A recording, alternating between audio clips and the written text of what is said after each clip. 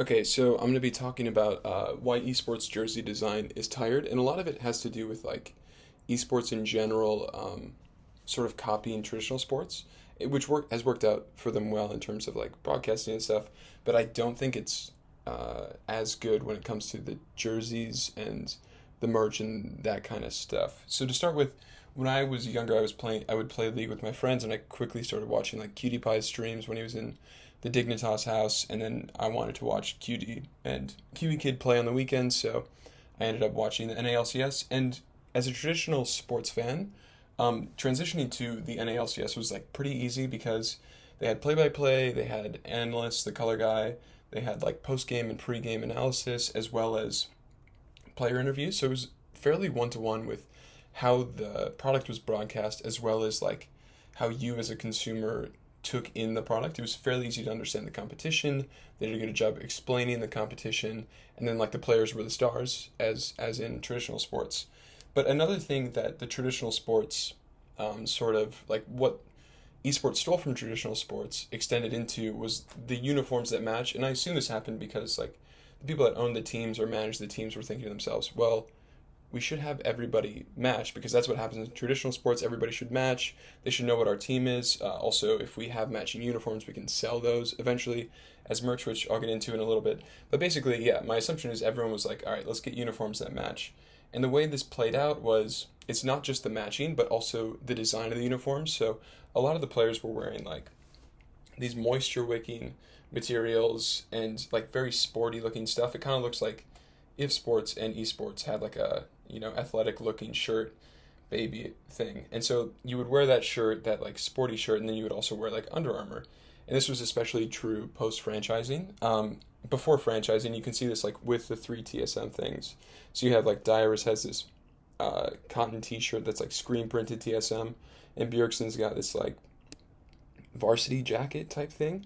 And this was 2014. But then by the time you get to like 2018, all of these fools are wearing, like the sporty ish cut. They kind of look like athletes. They got like the same framing that you would see an athlete doing. And anyways, so they're wearing these like sporty things as esports players, which I don't really agree with. And before I get into that, like a little digression. So you want to sell these uniforms to fans, right? And with traditional sports, like jerseys don't fit normal people that well. Like if you're gonna wear a jersey, you have to like wear something else with it, especially if it's basketball or football. Otherwise, you just like look small in it. Even a lot of professional athletes don't look that good in jerseys, and this is true with like esports stuff as well. And with esports players, their bodies aren't, they're not like professional athletes' bodies, and a lot of this has to do with the fact that their training is not conducive to sculpting like a nice body. Like if you want to have a nice body and you want to like look good in this athletic t-shirt, you have to put in the hours outside of your training in order to like get fit and look good in this shirt. And you can kind of see this with like FlyQuest right now. You have or at least last year. I'm not watching right now. But last year you had like Busio and Inspired who like looked decent in like this athletic looking shirt because they have big muscles, like they do a lot of curls, or they have like, big muscles for esports guys. But then you look at the other side and it's Bwippo who's got sort of a belly and the shirt fits him tight, and I'm sure like you go up a size and the shirt's still gonna kind of fit him tight around the belly. It's not fair because, like I said, the training that you have to do to get good at these things and to like be really competitive has nothing to do with like having a beautiful body. Whereas you compare it to somebody playing like basketball, maybe besides Luka Doncic, it's like you playing basketball is just gonna like give you a beautiful body. You getting stronger helps you in the game, and you lifting weights and looking better could just be, it's just like for vanity in the case of esports, or like confidence, which I'll get to a little bit later. But anyways, yeah. And so with esports jerseys, as like wearing them as a normal fan, like if I'm a normal fan of a team like, I don't know, FlyQuest or something, I don't want to wear an athletic looking thing that's for esports. Like to me that's a little bit embarrassing, and I'm not like gonna fill out the jersey in the same way, and I don't want to like layer it with a hoodie. Despite that, that is like what Jojo Pyun does, and he looks like decent when he does it because it really bulks him up. I think like more players should kind of do this thing where they wear the hoodie underneath the jersey, and so you like just look a little bit bulkier. You fill it out a little bit more. It's like what people will do at basketball games as well when like they're wearing an NBA jersey. Anyways, the point is, I think that esports should stop, copying traditional sports in a sense. They've already kind of done this in the broadcast where they've moved a little bit away from traditional sports. But yeah, so I have two alternative paths and two sort of like case study things that have already happened. All right. So the first alternative path is this 100 Thieves look. And I wanted to start here because like you can tell that like they also used to do the sporty thing, and you can kind of see, I think, what was this dude's name? I can't remember, but you can like kind of see his belly. It's like not a very flattering cut of shirt. And it's not fair because like he's not meant to be buff. If he was buff, he'd probably look like decent in that shirt. I still think he'd look a little bit dorky. But what 100 Thieves did, I think this is 2021, 2022, sometime around there, they put in like these rugby shirts, which are cool because they cover the body well, and you can see it especially with like Someday here. Like it flows around the body well as opposed to like clinging to the body.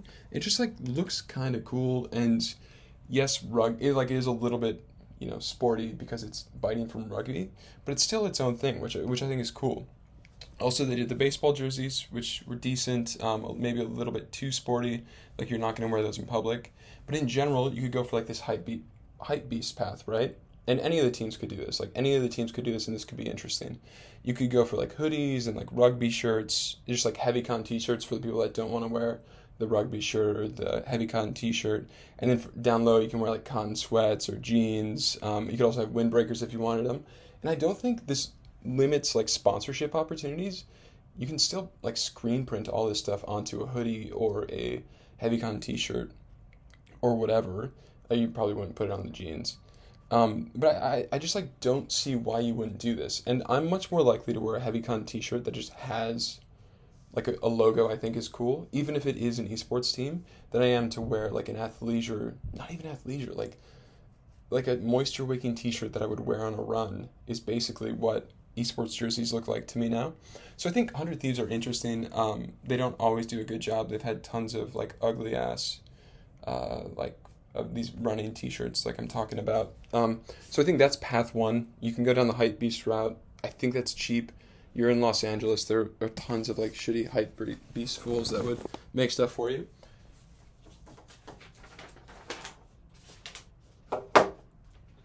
But I think the second path is like a lot more interesting, and this is the Tigers. I think they were the Rocks Tigers when I knew them. I think they were just like five buddies, and they dressed preppy. And I can't say like I would ever dress like this, but I do like the idea of playing games is more like having an office job than it is like being a professional athlete. And not from a competitive perspective, but in terms of like what it demands from your body. Like you're going to get arthritis before you're going to get like a blown MCL or something like that. And so I kind of like this idea that you dress preppy. So you can wear sweaters, you can wear like button-down t-shirts, you can wear like comfy khakis or like slacks.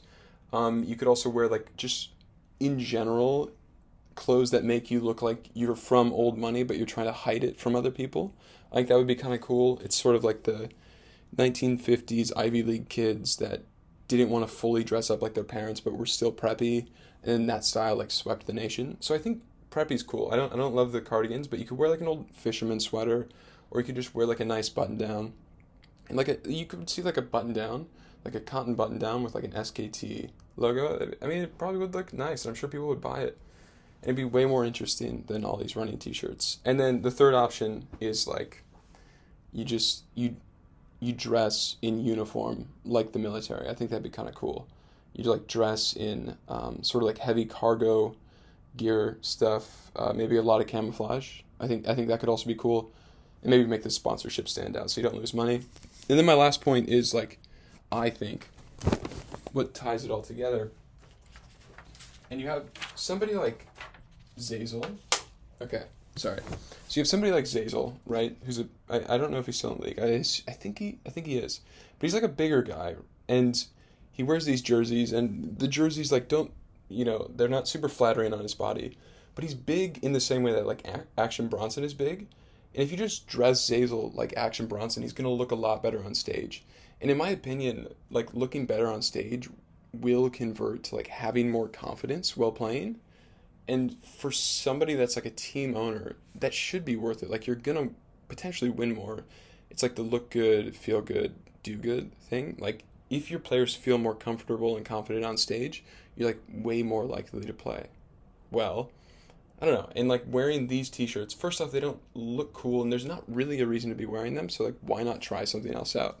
Um, or like hire, you probably live, or yeah, definitely in LA, there are fashion schools that you could go to and like hire some kid on an internship that would like, change your whole shit. It'd be cool. Yeah, I think that's it. I might have a couple footnotes.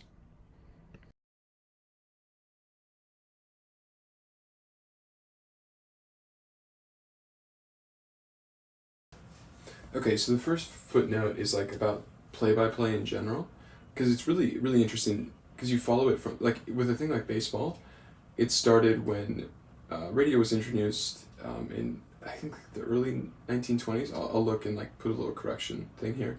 But basically, when it was like introduced in the 1920s, you needed somebody to tell you what was happening during the game. And that's where the play by play, announcers came into being. And then you had somebody like Red Barber, I think his name was, for the Dodgers, who like ended up becoming the voice of the Dodgers, which is cool. And like everybody that would listen to the Dodgers would like have this, cultural understanding of red, or like cultural context of red. Anyways, eventually, like when TV gets introduced as a medium and sports start becoming broadcast on TV, that's where like the analyst position comes in. And the analyst is basically like telling you the why, like how the play came to be and like what's interesting about the play. And then the play by play guy is still the how. It's just like you get more why with the TV, because when you can see things, you don't need the play by play guy to do as much lifting.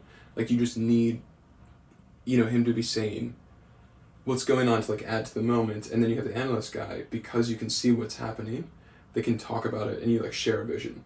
I don't know, it's pretty cool. And then like that formula has been so good that it's gone from whenever sports were broadcast on TV all the way to like esports copying it in terms of how they broadcast. That is interesting. And then the second footnote is about Andre Agassi and just like confidence in players in general. I think like it is undervalued how important, like, I mean, I think everybody knows confidence is really important in like performance of anything, like sports or life or whatever. And I think Andre Agassi is just a great example. Like he played whatever French Open that was with a wig on because he was so embarrassed that he was going bald, and he lost the match when he probably should have won the match because he was worried. I think there's a direct quote where he says like, "I was more worried about my wig falling off than I was about wearing the match." And so all that to say, like, the second footnote is in regards to, it's like beneficial to the owners to like put players in a situation and put the players in uniforms and jerseys or whatever that make them confident, because like it's probably for the best of how they're going to play, because they'll feel more confident. I really hope someone does this. I doubt more than like 80 people will watch this video, but if they do, stay easy.